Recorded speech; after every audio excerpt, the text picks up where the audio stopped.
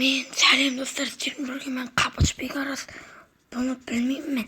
Қараңыздар, тіпті мына жерде продолжить деп тұр. Яғни мен 0 миллисекундта стопқа қойып үлгердім. Бұны сіздер өтірік деп айтып жатасыздар. Бірақ мен бұны рас дедім. Рас, сіздер бірақ білемін сенбейтіндеріңізді, бірақ мен бұлай істедім. Қазір тіпті тағы да бір рет істеп көруге тырысамын. Бұл жерде енді қате кетіп қалды. Міне, қазір көрсетемін. 2 миллисекунд.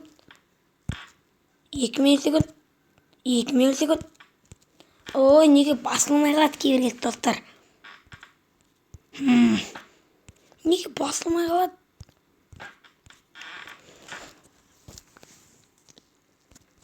Міне, 3 миллисекунд.